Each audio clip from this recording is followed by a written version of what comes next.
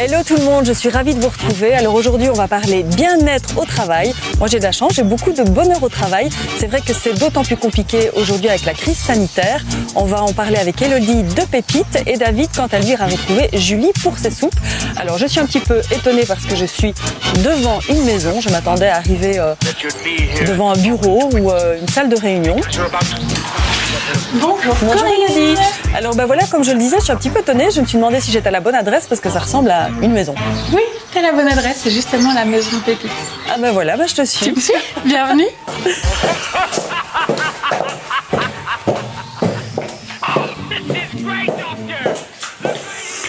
Alors en fait, Elodie, tu me reçois dans ta cuisine. Oui, comme chez toi, à la maison. Oui, c'est super sympa.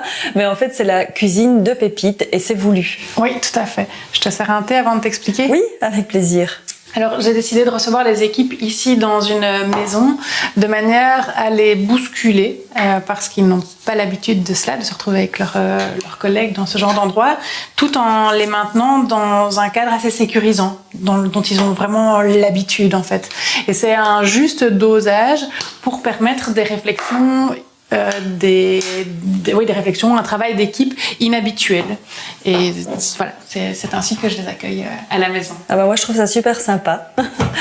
Alors, est-ce que c'est important, le bonheur au travail? Tu vas me dire, c'est une question peut-être un petit peu bête, mais qu'est-ce que tu entends, toi, par bien-être au travail? Alors, la première question, est-ce que c'est important? Oui. Vraiment, le bien-être au travail, c'est un win-win entre l'employé, le collaborateur et l'employeur, le manager. Quelqu'un qui est bien va vraiment donner le meilleur de lui-même pour son entreprise. Il va en plus parler de manière très, très positive de son entreprise. Les résultats de l'entreprise vont s'en ressentir. Le collaborateur va se sentir valorisé et on est vraiment dans une spirale positive. Donc oui, c'est vraiment très important. Qu'est-ce que le bien-être en entreprise? Alors beaucoup entendent et voient dans les médias tout ce qui concerne l'ambiance de travail. Mais à côté de cela, il y a 15 autres paramètres. Il y a 16 paramètres au total. Donc certes, il y a l'ambiance au travail, mais il y a aussi tout ce qui concerne les relations avec les collègues, avec le management. Il y a tout ce qui concerne le salaire, c'est un de ces 16 points. Il y a ce qui concerne les valeurs véhiculées par l'entreprise, les formations, tout ce qui touche au sens aussi du travail. Donc c'est vraiment un ensemble de choses qui est très complet. Alors, on va parler évidemment avant la crise, puisque avant la crise sanitaire, ça a amené des éléments encore différents. Mais toi, sur le terrain, tu te rendais compte en fait qu'il y avait beaucoup de mal-être au travail. Et qui vient t'en parler en général? Alors, ceux qui viennent m'en parler, c'est justement ceux où le mal-être n'est quand même pas trop important. Malheureusement, les entreprises où les choses ne vont pas bien sont souvent des entreprises qui ont peur de prendre les choses en main et qui donc ne prennent pas les choses en main. Il y a souvent de la demande de la part des employés, mais ces demandes-là n'aboutissent pas. Et par chance, moi, je travaille avec une poignée d'employeurs qui ont vraiment ça au fond d'eux-mêmes, qui ont vraiment ça dans leurs valeurs, dans leurs convictions profondes et avec lesquelles on fait tout pour que le bien-être dans l'entreprise soit une priorité numéro 1. Donc ça veut dire que beaucoup d'employeurs ne se rendent pas compte du mal-être de leur employé ou alors ne se rendent pas compte de l'importance du bien-être de l'employé. Les deux sont tout à fait justes. Certains ne s'en rendent pas compte, mais d'autres ne veulent pas réagir. On va au salon pour continuer la discussion? Oui, on va continuer à visiter la maison Pépite. Allez, avec plaisir.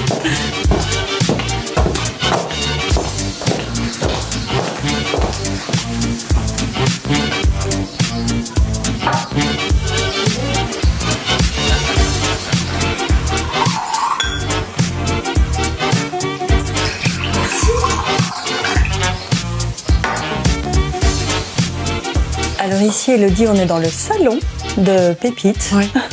On s'y sent bien.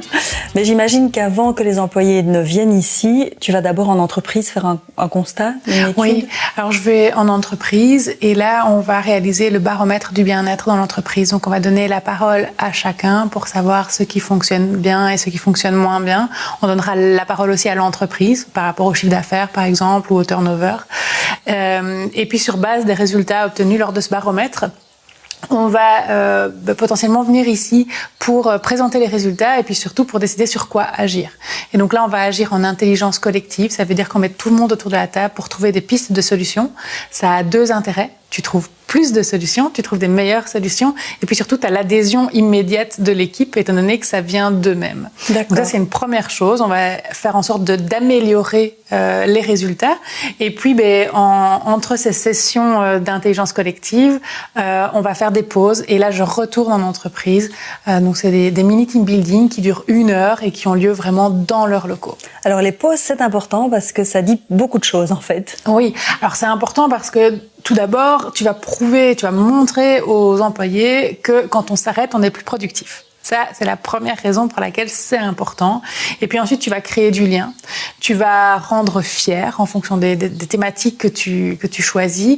Et puis, pour moi, personne extérieure, je vais voir énormément de choses sur les relations interpersonnelles, sur les comportements individuels aussi. Et ça aide à comprendre ce qui se passe dans l'entreprise.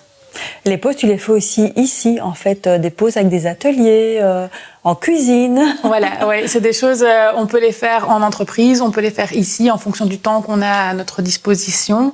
Et comme tu le disais, oui, il y a des différentes thématiques. La thématique gourmande est une thématique qui a énormément de succès, mais pour le moment aussi, on a aussi pas mal de thématiques qui touchent au développement personnel, qui intéressent beaucoup les gens, parce que quand un individu va bien, l'équipe va bien. Et donc, c'est intéressant de travailler cet aspect-là aussi. Justement, Élodie, que tu parles de pause, qu'on parle de pause et de gustatif. Comme tu le sais, David va chaque fois rencontrer une personne qui l'a tagué. C'est son coup de cœur. Alors, cette fois-ci, ce sont les soupes de Julie. Je te propose qu'on le regarde ensemble.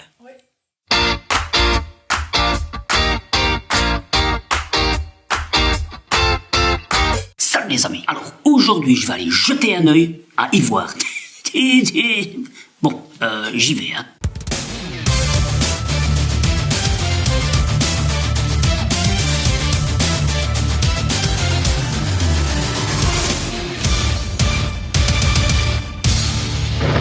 Julie, tu fermes? Oui, c'est l'heure. Enfin, c'est l'heure. Ça fait déjà toute la journée que je cours après toi, de village en village pour tes soupes, et tu fermes. Je suis là, pas d'inquiétude, il me reste justement 1 litre, c'est parfait. Ah, alors c'est pour ça que j'ai apporté mon petit contenant pour une de tes petites soupes, et en même temps, je voudrais en profiter pour faire une petite interview. Tu es prête pour un question-réponse? Je suis tout à toi. Alors, moi je suis Julie, j'habite la commune d'Ivoire et je suis la créatrice du soup truck Les Soupes de Julie. Alors les soupes de Julie, c'est un soup truck, c'est des soupes fraîches maison que je vends sous remplacement le soir en général de 17 à 18 h dans les communes de Anhoué, Ivoire et le mercredi midi à Sorine sur le zoning. Alors comment sont nées les soupes de Julie? Donc voilà, j'étais depuis maintenant je travaille dans l'Horeca. Enfin dernièrement, ces derniers mois, j'ai travaillé dans l'Horeca et à partir du mois d'octobre, on a fermé l'Horeca, donc je me suis retrouvée en confinement. Et là, je me suis dit, qu'est-ce que je vais faire? Qu'est-ce qu'on peut encore faire maintenant pour gagner sa vie? Et je me suis dit, des soupes, pourquoi pas? Ma maman est venue m'apporter des petits légumes, j'ai fait de la soupe pour elle, et là, ça lui a plu, je me suis dit, on va en faire quelque chose. Et voilà, c'est comme ça que c'est né, bêtement. Alors, le but des soupes de Julie, il y a plusieurs choses. Donc, il y a le fait de faire goûter des bons produits. Donc, c'est de la soupe fraîche, maison, locale, de saison.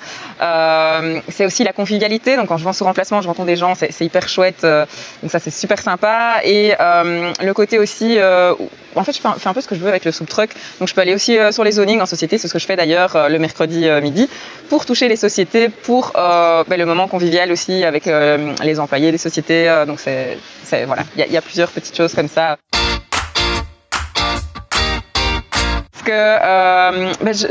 Déjà dès le départ, j'ai recherché des producteurs de la région. Donc tout ce qu'il y a dans les soupes, c'est d'ici. Donc c'est local, donc ça c'est important. C'est de saison, les légumes. Oui, alors j'attache aussi une importance au zéro déchet. Donc le fait que les gens viennent, déjà c'est convivial avec leur casserole, leur tupperware, enfin bref. Voilà, ça c'est pas mal non plus. Et voilà. C'est sympa aussi.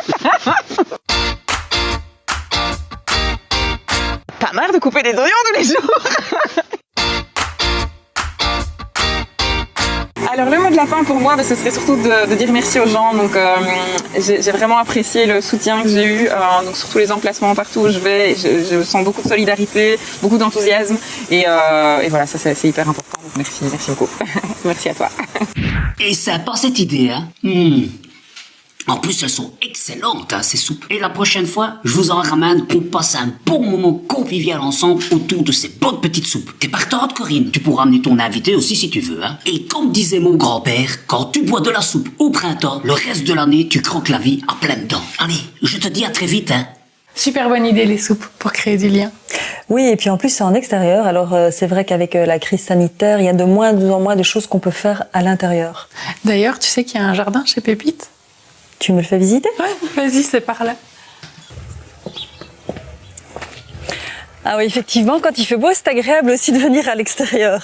Alors justement, avec la crise sanitaire, le monde du travail a dû se réorganiser. On peut envisager de faire des choses en extérieur dans le cadre de ton boulot, mais ce qui a aussi, la donne qui est importante, c'est justement l'application maintenant du télétravail. Oui, et malgré le télétravail, et même plus que tout, en fait, il faut veiller au bien-être des collaborateurs dans leur équipe et dans l'entreprise. Alors qu'est-ce qu'on peut mettre en place? Il faut veiller tout d'abord à maintenir du lien. Ça paraît très basique, mais la simple pause café peut et devrait s'organiser derrière les écrans de chacun pour pouvoir blablater sur les choses diverses du quotidien. On peut toujours fêter les anniversaires, on peut toujours fêter les naissances, toutes ces choses que l'on faisait avant au bureau, on peut les faire de manière différente par écran interposé. Ou en extérieur quand c'est autorisé. Et en extérieur, absolument. Quand c'est autorisé, vraiment, il faut sauter sur l'occasion et le faire malgré le mètre 50 de distance et le masque. Absolument, il faut vraiment le faire. Tu dis d'aller en extérieur, c'est vraiment important que chaque entreprise insiste sur le fait que l'employé doit sortir, le collaborateur doit sortir, prendre l'air, bouger. C'est important pour sa santé, c'est important pour sa créativité, pour sa capacité à travailler. Ensuite, il faut quand même qu'on aborde le problème de la déconnexion, du droit à la déconnexion. Et ça, c'est des sujets qu'il faut mettre sur la table aujourd'hui, qui seront toujours d'actualité pour plus tard quand on reprendra le travail. Mais aujourd'hui, la limite entre pro et perso n'est plus visible et donc il faut mettre des balises. Et puis il y a l'employé qui est toujours aussi au bureau parce qu'il y en a qui ne savent pas faire de télétravail. Tout à fait. Et pour cela, c'est vrai qu'il faut respecter les normes. Il faut faire en sorte que chacun se sente à l'aise, en sécurité au travail et que malgré tout, ça n'en devienne pas un espace totalement aseptisé et où on n'a plus le droit à avoir des liens, où on est interdit d'avoir des liens. Ça, ce sera encore pire. Alors pour terminer sur une note positive, cette crise sanitaire, bon, c'est très compliqué dans le milieu du travail pour l'instant, mais il y a quand même quelque chose peut-être de positif qui va perdurer avec justement le système du télétravail.